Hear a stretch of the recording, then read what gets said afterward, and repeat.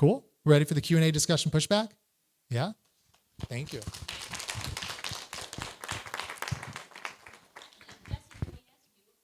Yeah. Oh, yeah. You can ask me, the teachers, and so forth. Yeah. And you can always reach me. I think it's good to get your teachers here. You can always reach me. I run MontessoriEducation.com. So if you want to reach out to me, you can. But I think it's great to get your actual teachers' insights. But yeah, no, feel free to go. I just Go for it. My son's new. Yeah. Okay. I want to touch on what you mentioned, Jesse, and maybe I'll ask you, Ms. Costa, but you don't know him that well. But our son has big feelings, and he does get physical, and he will yell, and he will hit me, and it's amazing. It's like, I have a daughter who's not even close to that, but it's in him is really big, and he will get offended quickly by it. Just those emotions are really big. So I know Nick and I kind of struggle on exactly where do we intervene, keeping him safe, of course, not hitting, of course, but then what?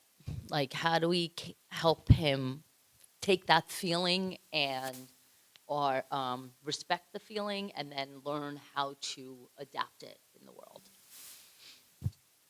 Yeah. So I always, sometimes we deal with that in the classroom every once in a while. And, there's only so much you can say to the child. Like, I understand you're feeling upset. And they're just in their head. They're not, they don't want to listen. So right away, I like to say, like, that hurt my feelings. That made me very sad that you hurt my leg or you hit my arm. And then right away, they notice that, like, oh, I made them sad. Mm-hmm. And I say, I understand you're upset, but you also hurt my feelings. I'm going to give you a moment to just breathe. Do you want to breathe with me? Do you want to calm your body?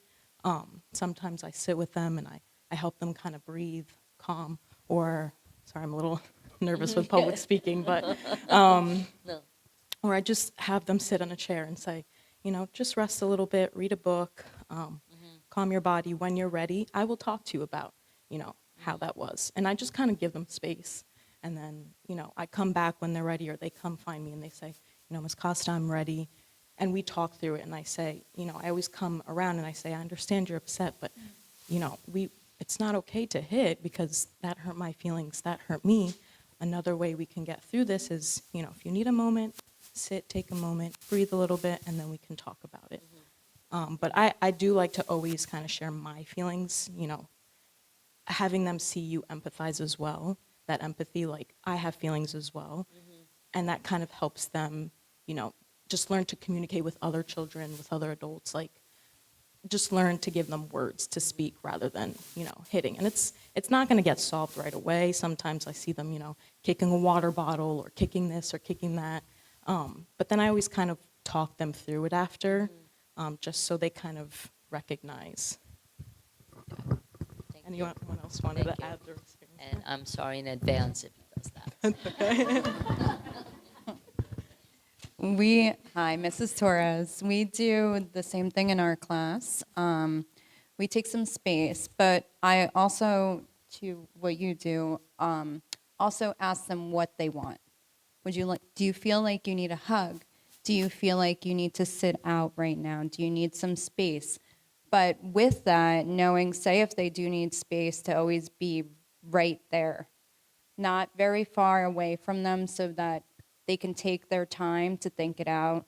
In my class, I have a lot of experience with this, but in previous years, I used to be in traditional education, so I have a lot of experience with it. So taking the time out for the child, and sometimes just reading a story and breathing. We do a lot of the, is it 478? 478 breathing. So just to get them to do it, a lot of the times they're not going to want to do it. They're too angry or frustrated. But like Ms. Costa, they eventually will do it. Like Ms. Costa, they always go back and we're able to talk with them.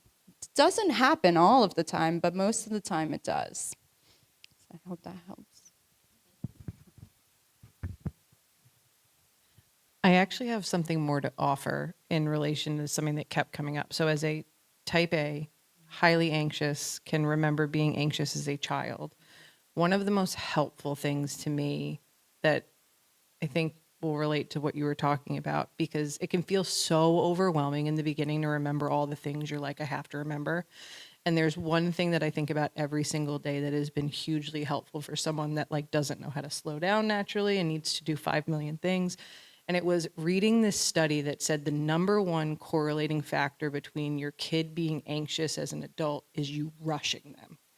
And so the only thing I tend to try to think about every single day at every moment is like not rushing him, because it's like if my brain can only hold on to one thing, it's like slow down. Like if he needs 5 more minutes, if we're going to be late, and as someone who's like so punctual, right? Like, oh, right?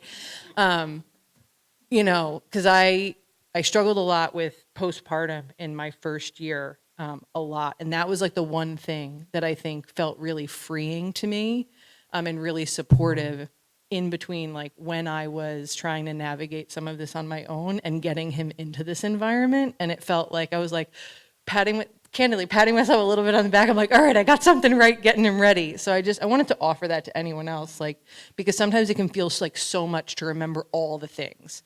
And I was like, that was one thing that felt like I could manage that has helped me in spades. Yeah, I want to say thank you so much for sharing that. And there's so much kind of I threw at you because I love to give as much as possible. But I think what you're saying, that's why I kind of emphasize time. If we can just walk away from just take a walk with your child. Just chill out. Because if you think about us as adults, wouldn't it be nice to walk if you like your mom and dad? But wouldn't it be nice to walk, like I think there's Steve Jobs on Socrates. He just wants to walk with that man. And I don't think that's an exaggeration. Just chill out and be with them. So I appreciate you sharing that. So. Is it on? I think something that's really important to remember too, especially at the toddler age, is that there's a lot of fear in the outside world that's put about toddlers. I mean, I despise the terrible twos, right? They have this label for toddlers. It's the terrible twos, and they are not terrible. And I know I'm biased, but they are not terrible. And when you treat them the way you want to be treated, which I know sounds kind of crazy because we're talking about a small child, but when you really think about how you would want to have been treated, I always say, think about your spouse, right? And if you were like freaking out about something that happened at work, sometimes you don't want the answer. You don't want them to tell you how to fix your problem. Sometimes you really just want someone to make you feel like it's valid. And for the toddlers, that's so important. And sometimes toddlers can't even understand what the solution is, but being present, like you said, and giving them that space is so important. And I know it feels scary in the moment, especially when at the toddler age, you have someone screaming. If you're at the store and, you said, we can't buy whatever toy, whatever candy, and they're screaming and everyone's staring at you and you're mortified, it's still okay to just let them have that moment and just say, I know you're really upset, but it's all about just being present, right? That's what it comes down to, and that's what we all as humans want. But oftentimes with toddlers especially, we forget that they're just little humans. Okay, I have a question on the topic of confidence that you were referencing. I'm over here. Yeah.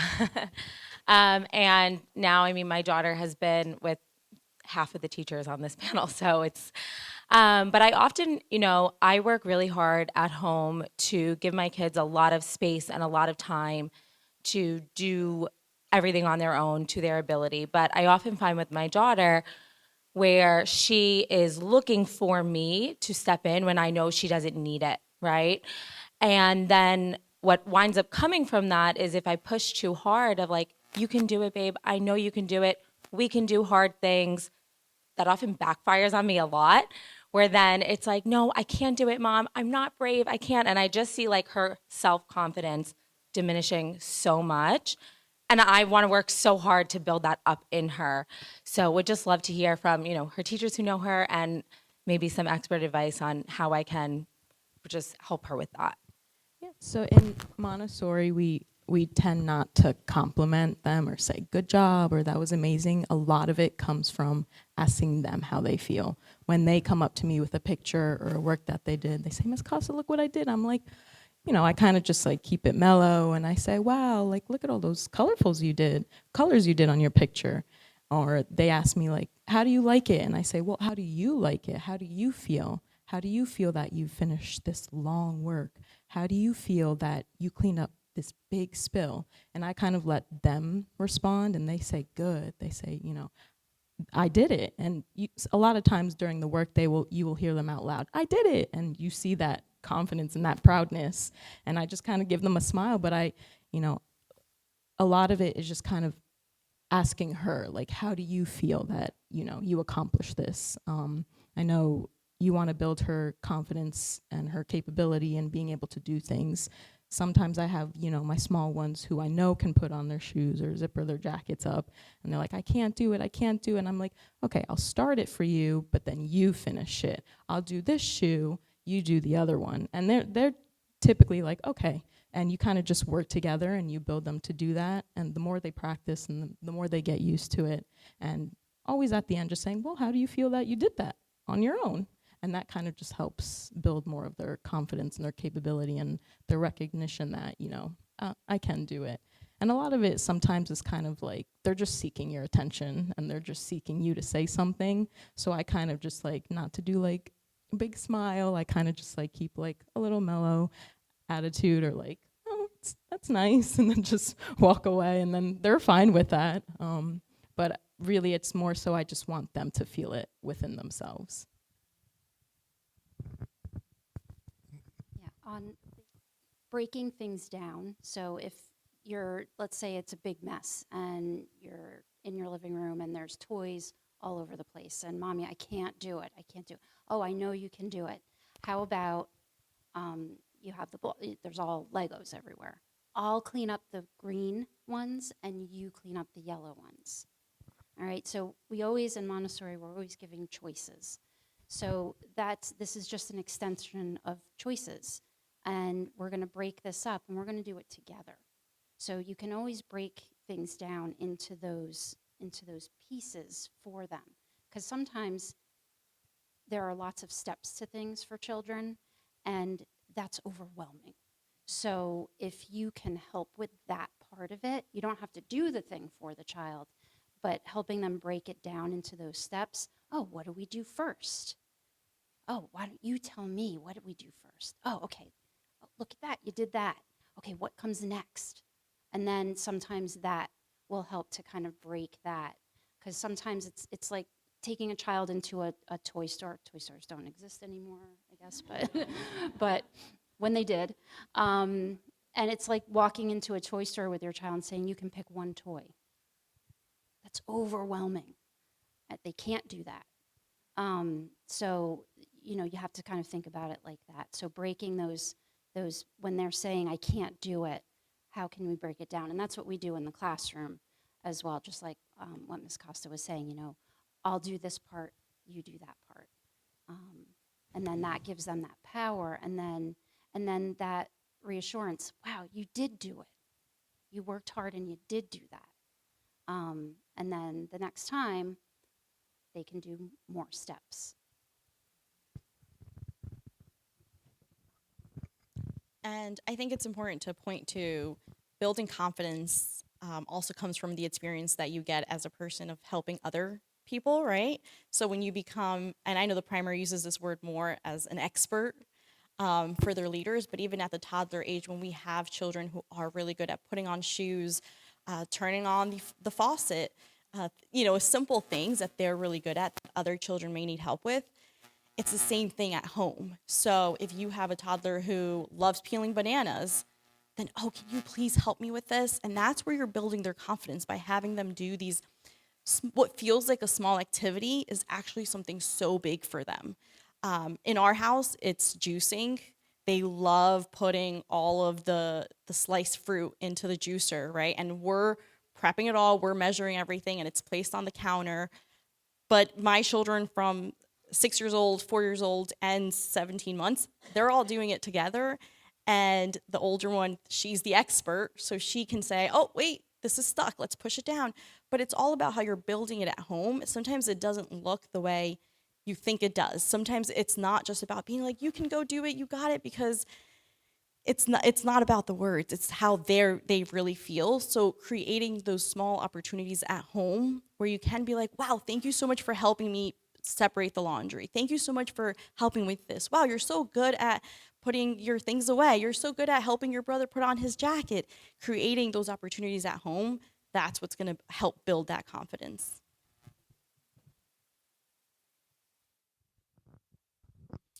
So it was mentioned at one point about there's like a line in terms of behavior when if they get violent, and I know somebody shared like, you know, if your child's hitting you.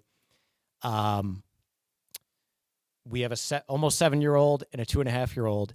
And so my question is just about like the sibling violence, because I have 2 boys, and sometimes it looks like right out of like 300, like this is Sparta, and like, you know, the 2.5-year-old's getting like a kick to the chest.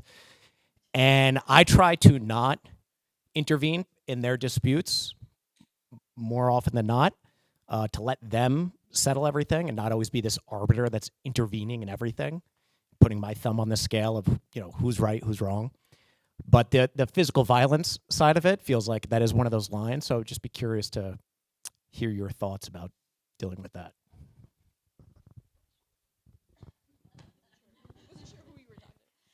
So I think it's important to point out that there is a difference, right? And I see it. I have 3 kids, obviously, and I see it at home too. But it's important to remember that if you have an older child and you have a younger child, they're at very different developmental stages where they're able to understand what is appropriate and what isn't. And so drawing the line is going to look different for each one. So let's say the older one is hurting the younger one, then I would intervene and I would say, I'm sorry, but this is not acceptable, right? And we're going to have a more serious conversation about why it's not. For the toddler, whatever they're experiencing coming from an older sibling, they're going to think that that's an okay relationship to have with other people. And now it's going to influence not just the sibling relationship, but any relationship they have, because they don't know how to separate that.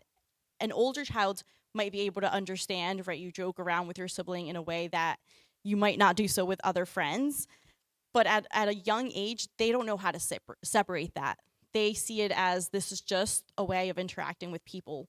And I see it. I see it often in the classrooms when I've had so many siblings at this point. And I can see whatever prior sibling, I know if they're very active, they were an active toddler, I know now that they have a sibling, I see the sibling kind of pretend fight, right? They're pretending fight, and now it's coming into the classroom because the toddler thinks, oh, well, this person took something from me. It's okay to go punch them. It's okay to go kick them. It's okay to go slap it out of their hands. I'm frustrated, and normally at home, I can throw something at them. Now I'm going to throw it to my friend in class, and they don't understand how to separate that. So it's important to guide that situation. For me, if there's physicalness happening, I'm going to intervene, because it's never okay to hurt anyone, right? We wouldn't allow them to hurt us, and they shouldn't be hurting each other. And there's going to be a lot of guidance necessary for that. It's going to look different for both. For the toddler, you know, we're going to say, I'm so sorry that your sibling hurt you. I'm so sorry that you're frustrated about this. And we're going to acknowledge it. And then we're going to make sure that we're redirecting. If there is anger or frustration, we're going to make sure that they understand the proper way on how to handle that frustration, because toddlers are going to hit. Like toddlers, you know, they're wired in a way where they can't control any of their behavior. And I say that in a way that it's when their emotions are rising, they don't have that self-control yet. They're not supposed to. And so what you need to do is you have to guide them and create ways for them to take that out. So I've had children in the classroom who were hitting, and oftentimes I find ways to say, like, okay, I understand you're frustrated and I understand you want to hit. We're going to go find a pillow. I have a hammer, and I only bring it out in situations where children do need it. It's not part of our environment. But if I have a child who is struggling with hitting, I'm going to bring it out and I'm going to say, okay, you want to hit? We're going to hit this hammer and we're going to hit these nails until your anger is out, because they have to have healthy ways to get that anger out, whether it's at home or at school, but it has to be in a guided way. And I know as a parent, it's really hard to do because you don't know when to intervene. But if there's physicalness happening, I would absolutely intervene and then create healthy ways for them to be able to solve their problems. And sometimes that does mean saying like, okay, I think we both need to take some time away from each other. As a parent, one of my biggest things to say is to recognize people's physical emotions. So, oh, I see your sister's face is telling me that she needs a little space. And sometimes even things like that, where they weren't aware that that the sibling was getting upset, will then trigger, oh, maybe I should stop what I'm doing. But especially for such an age gap, that's something where an adult really should step in and just guide it. Can I ask you and the others a follow-up question to this? Because I'm wondering, are there moments when they're engaged in that, but they're not angry with each other? So what would you do in those situations when they're being physical, but they're not angry? They're not trying to hurt the other person. They're just roughhousing. So again, for a toddler, they don't know the difference. So as a toddler level, I just don't allow it. And I have a toddler right now, and I have a 6 and a almost 5-year-old. And the 6 and 5-year-old, they pretend to be, I don't know, ninjas and different things, right? But I do remove the toddler from that situation, and I'll say, you know, when your sibling is around, that behavior is not appropriate, because we're the role models for our toddler at home. We have to teach them, and it's our responsibility as the older ones to show him how we're going to act. And so I do make sure that that's never allowed with the younger ones. Is everybody in agreement? Can I just make a real quick point that one thing I want to make is that you see that Montessori is not the 10 Commandments. There is no Montessori 10 Commandments. So we all have, you put, 5 Montessori people in the same room and you might get 5 of the same answers and then 100 of a different answer on something else. So I just want to make a note that we have to do the work as individuals to kind of understand, what do I think about this? What am I observing? What do I understand? So that's why I'm asking. I think it's really good to get perspectives here. So. Yeah, and I think the point that you're making with specifically toddlers, and it's very similar to in the primary classroom, those 3-year-olds, and we have our 5-year-olds, and they are the leaders in the classroom, and they are not always the most perfectly behaved 5 or 6-year-olds. They get angry, they roughhouse with their friends. But when those younger children get involved, we absolutely step in every single time. And it's, remember, you're setting an example for, you are able to control how far you go. Our 3-year-old friend over here cannot. And they can't. They're just coming out of that toddler space, and they can't. They see the older kids doing stuff, and they think it's funny, and they think, oh, that's what everyone's doing. And then they don't have the ability to stop themselves, whereas a 5 or 6-year-old can. They see on their friend's face, oh, this is too far, I'm going to stop. A toddler doesn't. They see whatever, they want, whatever they're feeling is what they see.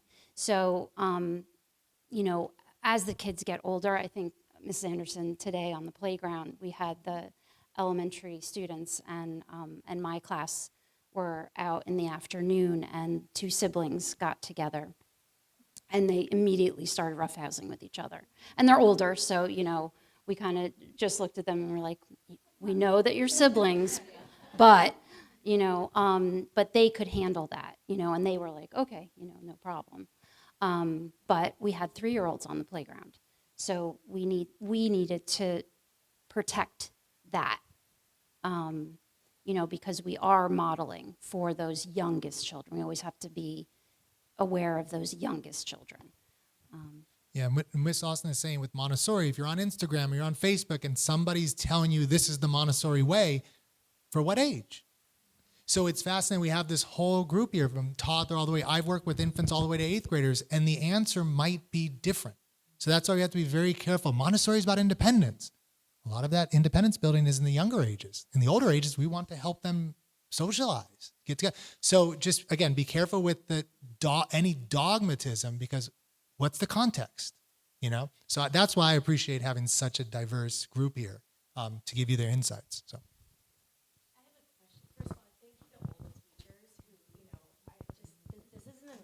Opportunity to be able to talk to you all in this forum and to hear you all with your levels of expertise where there's no commandments. I've been thinking about how to formulate this question.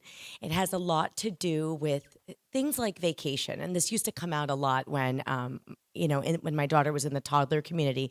I observed regressions. But to focus on the positive, it's almost like how you feel when you go to work. I could observe my child so happy in Mastro, like accomplished. She had purpose. And then, when she was younger, I saw that maybe go to dwindle a little bit through the weekend. And I see that evolving in primary, how now she's very independent. I mean, going to a dinner with her now is very different. But my question is about when you self-select yourself to the environment, you make friends that are in the Montessori soup, and we all are doing the Montessori life with the tower and the cooking and the cutting and the whole thing. And then life happens where family members, aunts or uncles, people who don't do the Montessori, and you're in environments maybe with in-laws where you can't just constantly talk about the Montessori autonomy, or you're in like a holiday setting where it's going to be multiple iterations of being really busy, and you see something in your child. I mean, how do you integrate Montessori in environments where you can't control what's going on around you, both on the adult level and on the children level? If your child is engaging with non-Montessori style children, how do you as a parent handle those situations? Again, we have to ask at what age. That's a really important part of that. And as a parent and being in those situations, I have, friend groups, and none of the children were Montessori children, and my children are like, what is going on here? They would come up and report. They're all in the basement, and they come up and report, and like, Mommy, I don't know what's happening down there. And but again, it depends on the age. So like my daughter at 6 years old coming up and telling me that, I would kind of put it on a little bit back on her. What do you think we should do? What do you feel comfortable? Do you feel comfortable asking them to stop? Do you want to remove yourself from the situation? So again, bringing it back to choices, and giving them that autonomy, that confidence of, hey, I can make a good choice. I've heard through my many years of being a Montessori teacher, parents will occasionally say, well, my child's friend is really into Disney movies. We don't agree with that. Can you keep them apart from each other? Can you make sure they're not pretending to be princesses, and because we are not on board with all of that? And the answer is no, I'm sorry, I can't. But what we can do is have discussions about making choices. And that's something that you guys, that is your job. Part of your job as parents, you are instilling your values on your children and helping them as they get older. They will be able to make those choices. If we protect them from those young ages, from not playing pretend and not being allowed near children that watch Disney movies, when they get older, if they're not allowed to make those choices as when they're young, when they get older, they won't know how to make very important choices.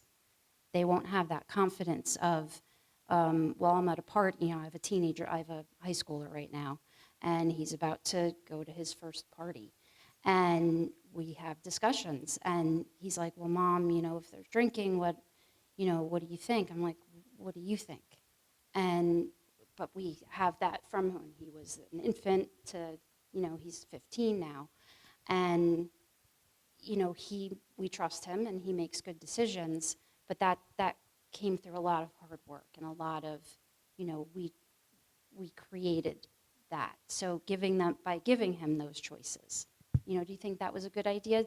How did this turn out? But it's an ongoing conversation. So,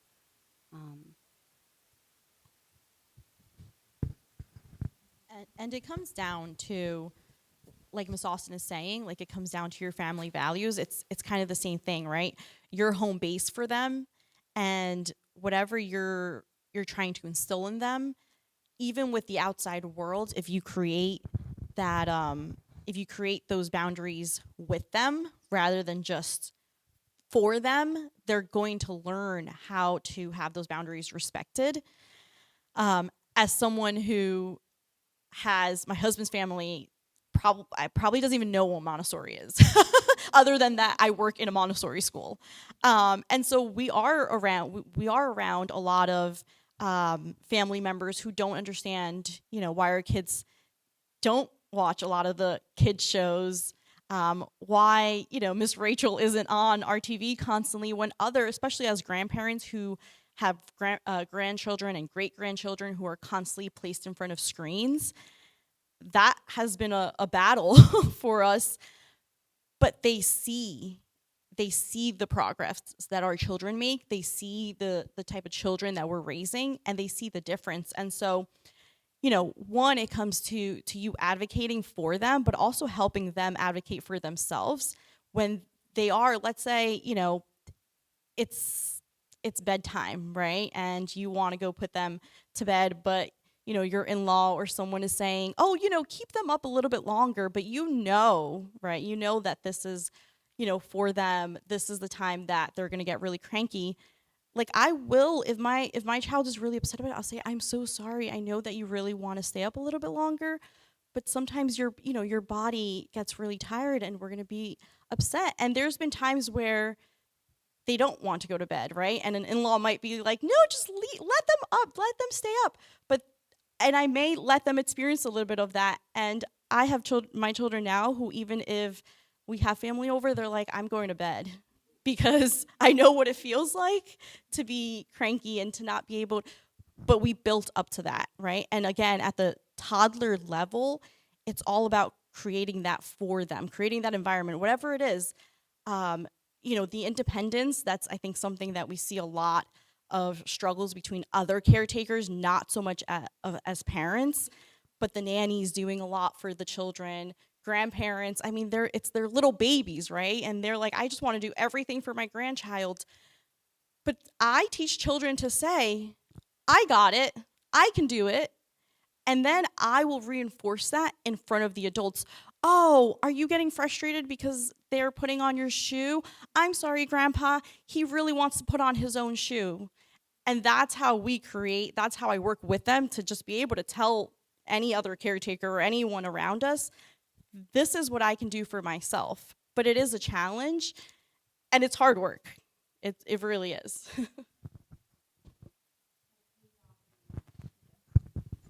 I did want to add on to the other question you asked about, for the adult question of, you were talking about how do you educate family members or friends when we're drinking the Montessori Kool-Aid, but nobody else is, right? I'm a Montessori parent. My daughter's 6.5, and I've been at Mastro since she was 3. And none of my family members know or knew about Montessori before I came here. But what I've been doing is educating myself.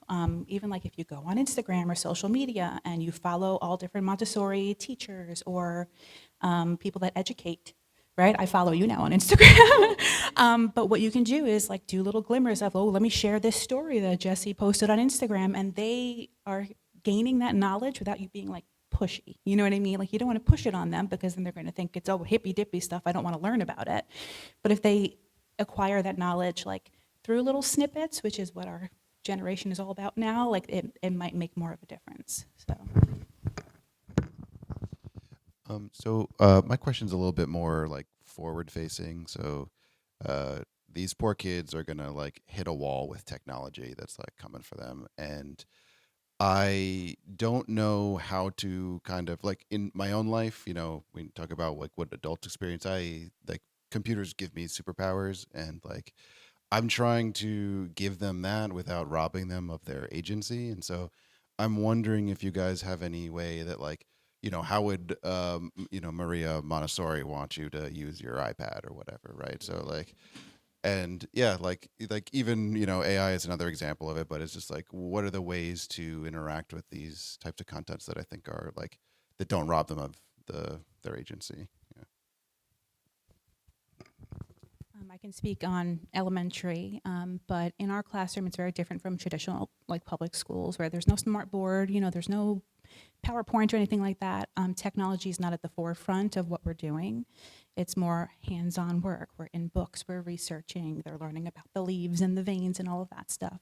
So really giving them the power of, finding what they're interested in and maybe going the book route first. And then when they exhaust all of those options as they get a little bit older, okay, let me teach you how we're going to research the different types of veins of a leaf, right? And then teaching them about like different credible sources and what is a safe thing to do on the internet, and really taking it like little mini lessons. Like that's what I would do in the classroom, like give little mini lessons at a time and then monitor as they're using the technology. Because it's a scary world out there, right? AI is scary. So we do have to monitor it, but also give them a little bit of independence and freedom as they're ready for it, as they come of age for technology. So, as a parent more than as a teacher, my husband is also loves AI, right? Uses it for his job a lot. He's also on the computer. Whenever the kids walk into the room and they see him working, he's always on the computer. And so even my toddler, right? He can't wait to touch the keyboard and do all things. They've never had an iPad or obviously been allowed to be on a computer. But for my 6-year-old, who is in Miss Anderson's class, she recently discovered that my husband uses AI chat. And so now, so one of the cool things that she got to do with my husband, again, this is at a 6-year-old, not a 3 or 4-year-old, she got to create a checklist for her morning routine because she kept forgetting to brush her teeth or make her bed and things like that. And so my husband was like, well, like you can create things using this, and it helps me create things for work. And she was so curious about like what he was doing. And so he incorporated it into a way that it helped her, but it's not something that's like at her disposal. It was just like, this is a cool thing that I use, and this is something we can do together. Excuse me. But it's something that they got to do together. They created this beautiful checklist, and now she calls it like the robot that lives in his phone. But it was a cool introduction, but not something that she's constantly using. Hopefully I can do a quick clarification. I love AI. I want to make it very, very clear. I'm using the AI-inspired schools that are marketing. It's still the same traditional academics, and they're just packaging AI will get you there faster. That's not what we want for our kids when you're learning about the world. So for us, I want to get there faster. If I want to know what that thing is in front of me, I don't want to spend 4 days in a classroom learning about a leaf. I just can't do it. So I want it fast. A child in our schoolhouse, she's in the back. I said, I wonder what bug that is. And she's like, ask your friend. And I was looking at it, like, what the hell is she talking about? Like, this girl doesn't know my friends. She's like, yeah, ask your friend. And then it clicked. I call my chat Charles. So she thinks I'm talking to my friend. So with my own son, it's kind of that conversation like, oh, this is not a real person, but I ask him, he's got a lot of knowledge. And then going through the process of when they get something wrong. I don't just go, I talked to Ragnar as my son. I go, oh man, he got that wrong. So we have to go do a little bit more research. So I go in for myself, but that's him seeing me using it. And that's inevitable. If we're at home and we think we're going to hide everything from a child, that's crazy. But if that doesn't mean we give it to them. I think that's a big distinction. So, but I just love AI. Steve Jobs is my hero. So, I mean, he's kind of the origin of a lot of this, but anyhow, so yeah. So my son, Max, is a Montessori kid. He graduated elementary a couple of years ago, and I was thinking that he is the most confident kid socially, and he can get along with anyone. It doesn't matter what school they go to or went to. He's very social and he's very confident, so he also, and respectful, so he respects differences. And I taught him that from when he's very young, because he would say, like, why don't all my friends go to this school, which was the local public school? And as he got older, he's like, well, is their school better or is my school better? I'm like, well, no. I was like, it's not better or worse. I said, just different.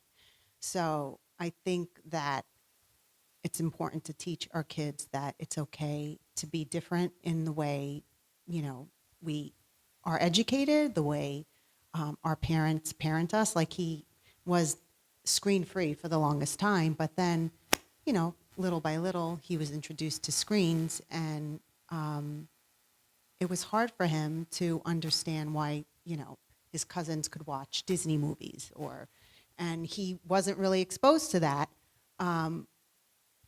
It was okay. It was just different.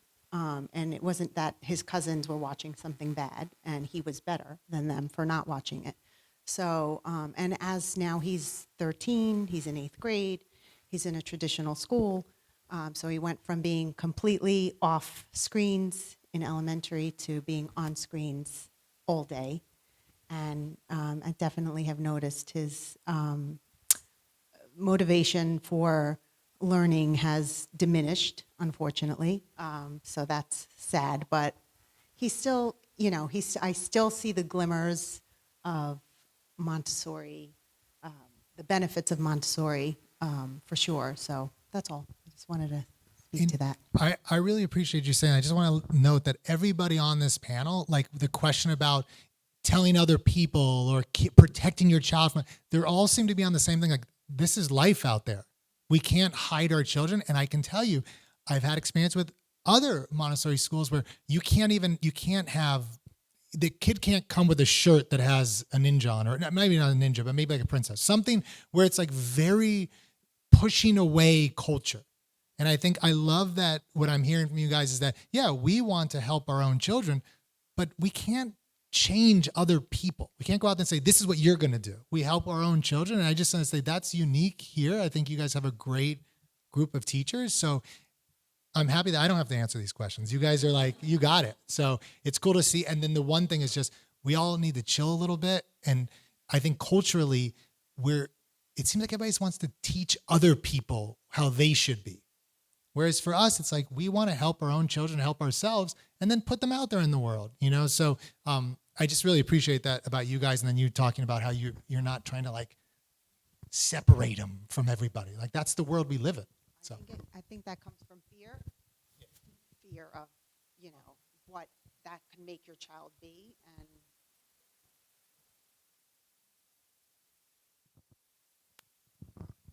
Hi.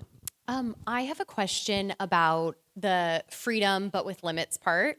So my children have been in Montessori going on their 3rd and 4th years. And they've got the freedom down. Our house is pretty prepared to be Montessori. We have the children's knife, we have all of that. But the limits part, especially for my younger one, is very difficult to understand. She'll enjoy the Montessori knives and making dinner that way. And then she'll also help herself to maybe the adult knives or climb up the shelf. Obviously I'm right there. But I think she almost feels like everything is on limits for her. So how do we kind of like cope with this and understand it and not even explain it to her, right? Because I've explained it many times. Those are dangerous. Those are for mommy. And not necessarily just with the knives, but, going in my purse, getting a piece of gum. Like, anytime I turn around, she's kind of sneaking into some mischief. So how do we create stronger limits to, yes, you're capable of all these things, but maybe you shouldn't be doing all of these things?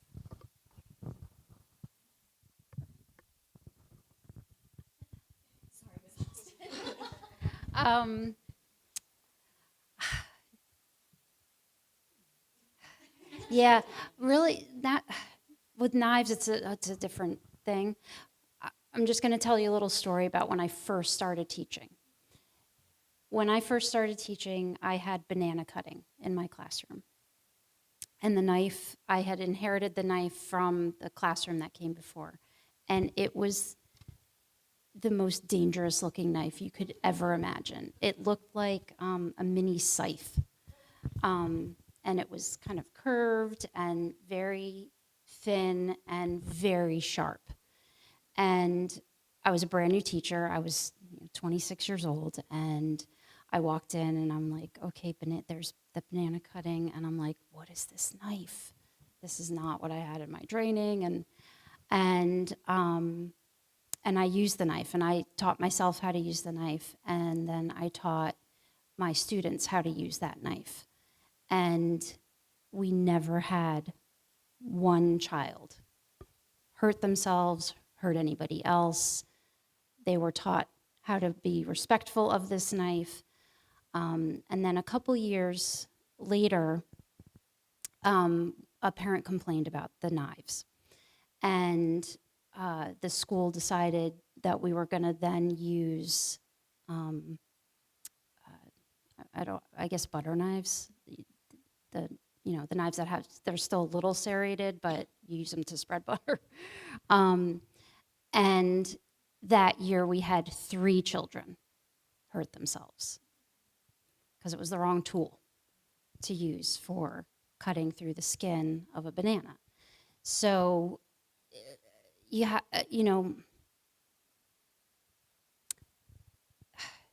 the tools that you don't want her to use, especially for safety, going into your bag is a whole different thing, but the sharp tools, you may need to, for the time being, put them out of her reach, where she just can't get to them until she's ready to have a lesson on them, and that's, and when she's in the classroom, she wants to do everything.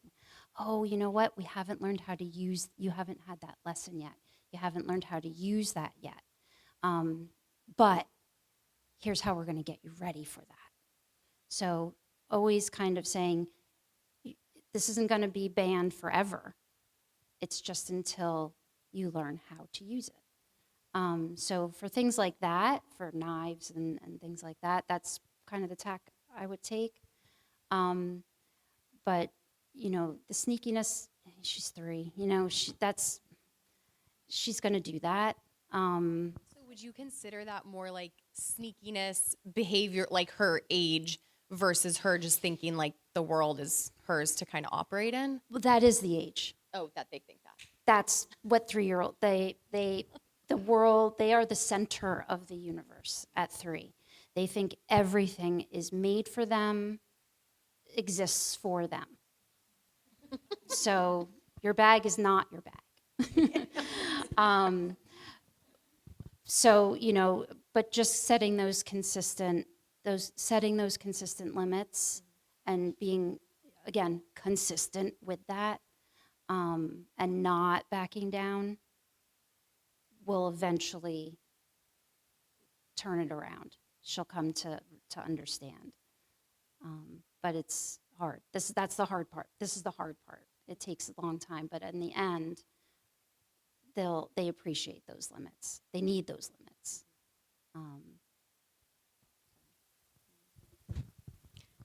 And I think this is to reinforce what Ms. Austin is saying. I think as parents, we have to get comfortable with being uncomfortable. And, if you go on social media, you see a lot of the different parenting styles being sold to parents out there. And a lot of it is don't say no to your child. And parents, because you mean well, because we want to be the best parents, we want to give them maybe a parenthood that we wish we had, we sometimes get lost in what we're seeing on social media.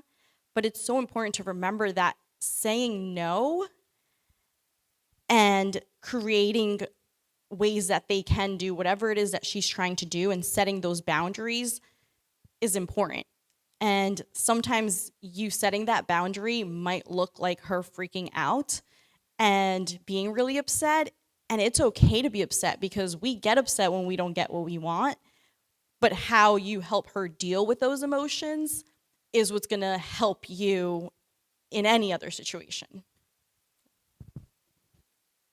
Also, awareness too. Sometimes she's still young, so getting her to recognize. I sometimes turn it on them and I say, hey, how would you feel if so and so went in your bag and took this? And they say, sad. And I'd be like, yeah, that's how you made me feel. That's how you made this person feel. And they typically respond with, oh, yeah, okay.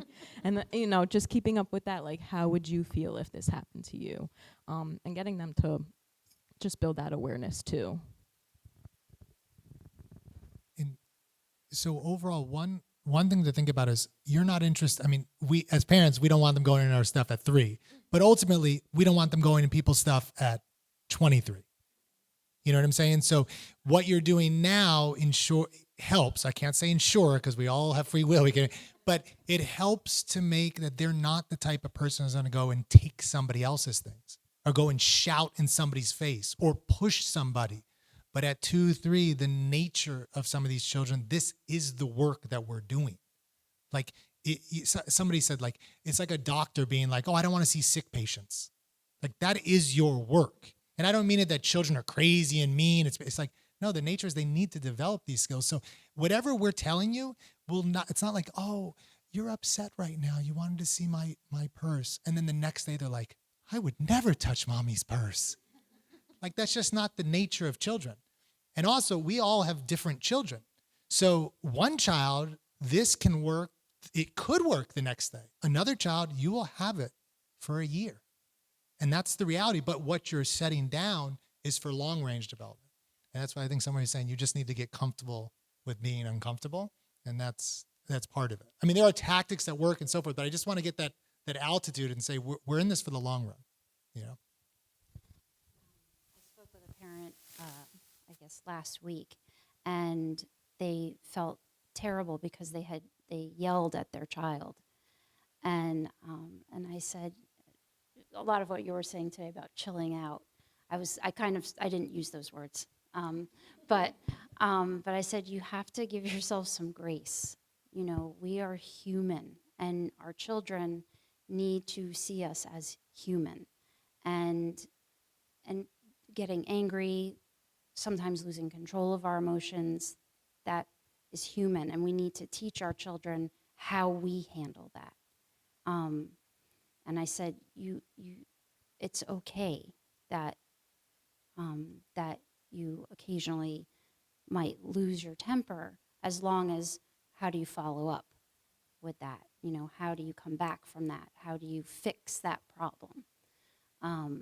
And you know, through talking to your child. But I think the social media aspect right now, in terms of all the different parenting trends that there are, I think I'm glad I don't have young children right now. It was just starting when my kids were young, and I do not envy it, because it's a lot to live up to, and I think there's a lot of pressure on parents to be perfect and to set all the right limits, and you know, give yourself some grace on, you know, you're going to make mistakes. It's a huge part of our classrooms. We talk a lot about the importance of making mistakes. Mistakes make us stronger. They make us better. They make us, so that goes for our whole lives, not just when they're little. So we have to model that. So we make mistakes in front of our children sometimes. And again, how do you come back from that? How do you fix that? I'm curious with Ms. Austin and the rest of you, in being Montessori trained, like most parents are not Montessori trained, do you, I know Maria Montessori, like she said, the real preparation for education is the study of oneself. And I'm just curious, going through the training, being with children, is it like you learned how to do the pink tower, and that's what, like, how important was the self-work? I'm just curious from you guys. You don't have to go into details, but I mean, you know, like how important was it? So I think I was sharing this with you a little bit. Jesse was saying, are you always that chill? And I get this question, I think every year when people observe my classroom, they're like, you must be so chill as a parent. I'm like, no, I'm not. I have to work at it every day. I also have a sleep requirement, and my husband knows that because I know if I sleep like less than like 5 hours, I won't have patience, right? But something that was life changing for me in taking the training was just to realize how bad our reactions do impact children. And you know, I was like a very, and people always laugh when I say this, but I was a very anxious kid. Like I was super anxious. Think about things 10 times, think about like events that happened, interactions. And in knowing that's who I am, and I used to be very type A, like growing up in school, it made me so type A. When I took the training and I learned everything I did, my biggest goal was to not be like that with my children and in the classroom. And now I can see the big spills that you see. I mean, there are puddles in that. And when we're, you know, hiring people to come work with us, one of my biggest things that I say is, you can't work with us if you can't handle big spills and mistakes all over, because I've had to learn that. Like I wasn't allowed to make a spill. You know, growing up, like there was expectations that were so different. My children are allowed to go get a drink of water. My 17-month-old is allowed to go serve himself a cup of water. My 6-year-old will come and help clean that up. But it comes from me working on it and making sure that I'm not having these big reactions and just like looking inside of myself to see what my flaws are, to make sure that I'm conscious of it. And again, like Miss Austin was saying, it's not that I don't end up freaking out, right? Like on a long day and it's like bedtime and someone spills a whole cup of water, I might be like, and my children may hear like, oh, are you upset? And I'll say, you know, I'm just really tired. And it does feel a little upsetting that I have to clean up this spill, but it's okay because I love you more than I love this floor, or I love you more than I love this, whatever it is, right, that got spilled on. And usually what happens is we end up working on that together. But again, it comes from just working on myself.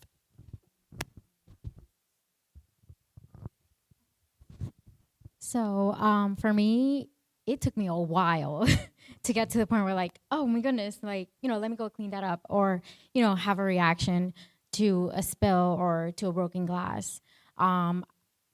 It took me a really long time. And then when I had my daughter, which she is gonna be 8 in a couple.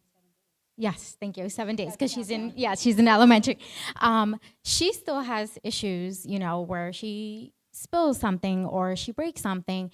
And when she was younger, I had that reaction. I was like, oh my goodness, or I'd get upset. And, you know, in her reaction, I can see it in her eyes, the fear, like, oh my goodness, like mommy's upset, or oh my goodness, she's gonna be, you know, I'm mad. And, you know, it took me a while to get there. And now when she spills something, my reaction would be, well, what are we gonna do? You know, she was, oh, I'll just get a paper towel and clean it up, you know? And the same thing in my toddler classroom. When I see a child break something, they look up and they're like, what's gonna be her reaction? You know, what's gonna be the reaction? And I'll just look at them and like, well, let's get you at a safe place and we'll clean it up. It's okay, we have more glasses.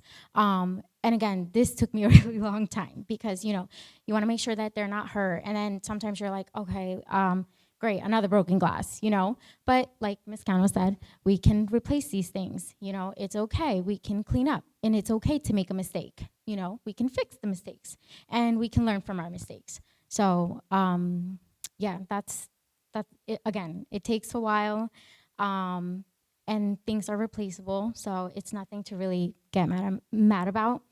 And just working on yourself to just have that patience, you know? And I really think being in the classroom helped me have the patience for my daughter, you know, even till this day when she breaks something or spills something. So definitely something that's really hard to work on, but it's doable.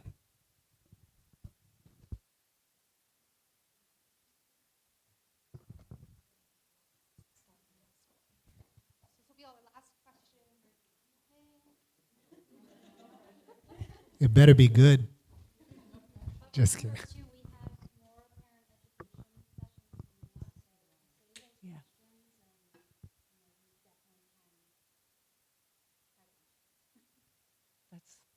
that's one of my questions was what's next.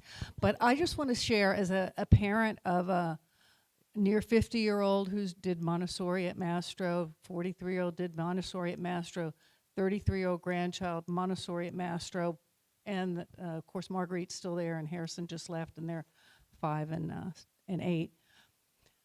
And I have 13 grandchildren too. I think there's so many lessons that look like you're doing something simple, but the mere, what I did, I noticed with my friends, my family, I would let my children use glasses, like at Montessori. And I could see my family, my daughter-in-law, she's 2, you're giving her a glass, you know? And I was like, well, you know, they learn to treasure things, and if they rarely broke a glass, but if something spilled, it was no tragedy. But I kind of feel like it was a gift to the family to trust their children with things and to learn to be in the world, the real world, and not just have plastic sippy cups till they're 10 years old. And I really am grateful for Montessori for like teaching me that lesson that I can do that. So thank you. And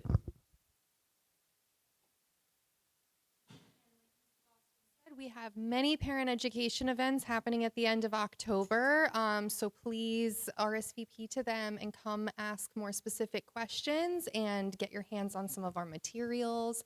And remember, if you have any specific questions about your child, reach out to your teacher. Our guides are our experts. They love your children deeply and they observe them every day. They are your resource that are available to you. We hope this evening has been helpful. And Jesse, do you have any final words?